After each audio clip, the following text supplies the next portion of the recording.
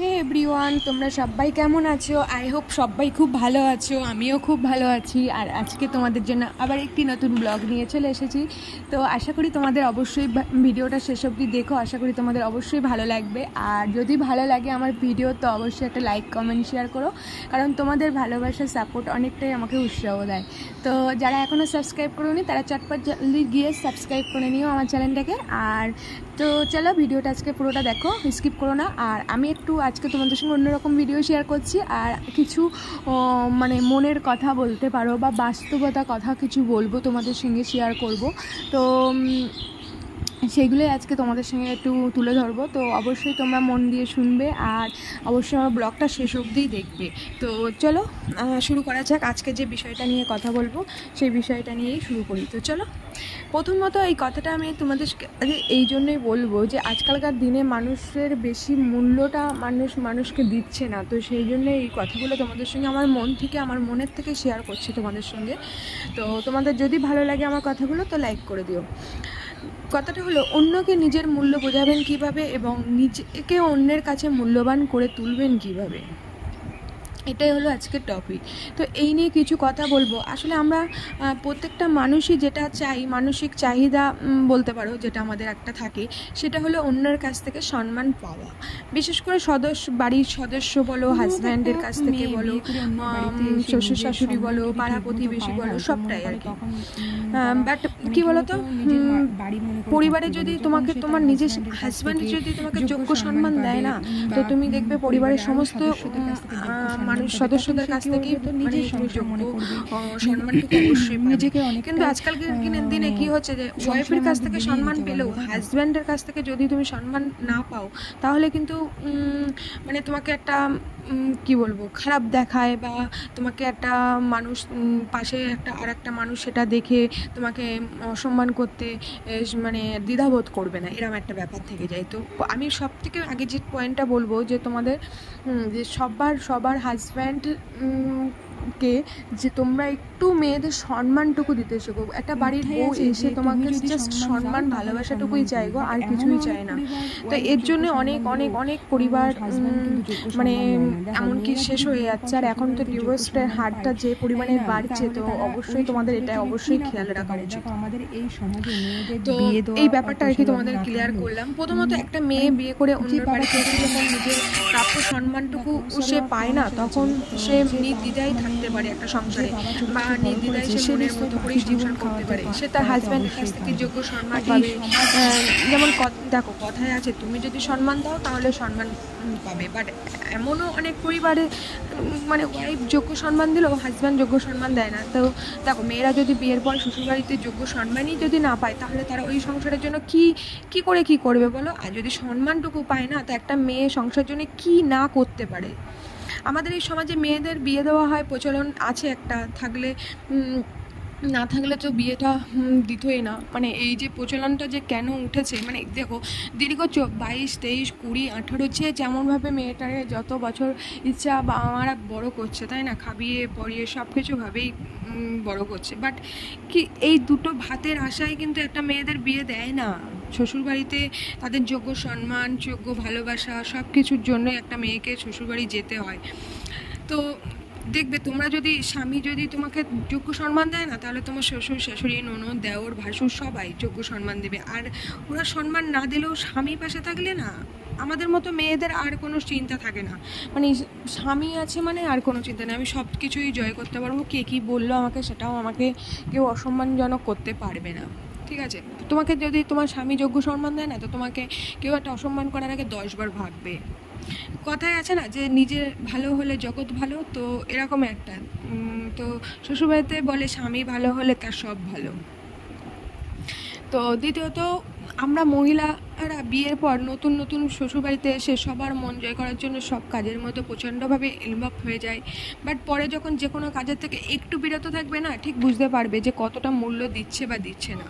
তাই বলবো, নিজের ঠিক যতটুকু প্রয়োজন ততটুকু করা উচিত, তাহলেই মূল্য পাওয়া যায়, নাহলে মূল্যে পাওয়া যায় না। আমরা মহিলারা সব ব্যাপারে একটু বেশি গুরুত্ব দিই, সেই জন্য যদি কেউ আমাদের খারাপ কথা বলে না, বা কথা বলতে বলতে কথা বন্ধ করে দেয়, তো আমরা তখন ডিপ্রেশনে চলে যাই বা প্রচণ্ড খারাপ লাগে, মন খারাপ হয়। তো তখন তারা আমাদের দুর্বল জায়গায় আঘাত করতে থাকবে। ফের কী হবে, আস্তে আস্তে তোমাদের মূল্য কমে যাবে। তো এই জিনিসটা কখনোই হতে দিবে না, ঠিক আছে? তুমি সবসময় তোমার মন থেকে স্ট্রং থাকার চেষ্টা করবে। ও আমাকে এমন করেছে, ঠিক আছে, আমি তোমাকে কিছু বললো না, কিন্তু তুমি যেমনটা আমাকে দেখাবে আমি তেমনটা তোমার সঙ্গে অবশ্যই দেখাবো, ঠিক আছে?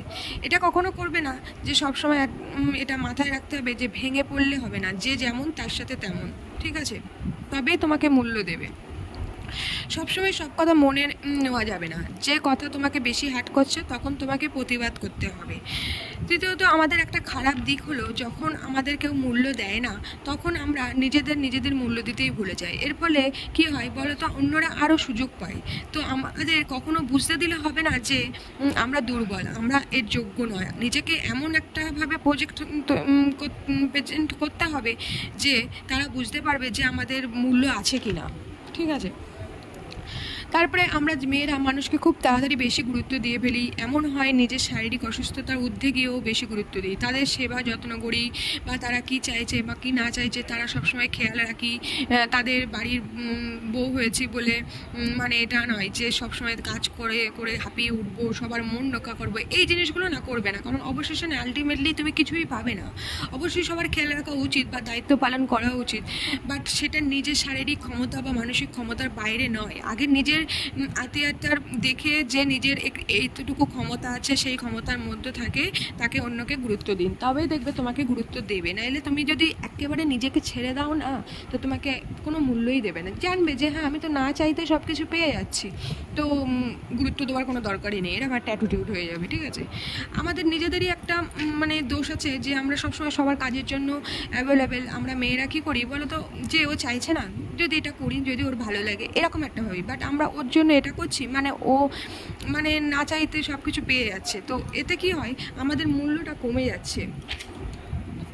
ওনাদের বুঝতে দিন যে আমাদের মূল্যটা কতটা, তবেই না মূল্য দেবে। অবশ্যই তার পাশে থাকো, বাট আত্মসম্মান বজায় রেখে তুমি তার জন্য করে যাবে, সে তোমার মূল্য দেবে না, সেরকম কাজ করো না।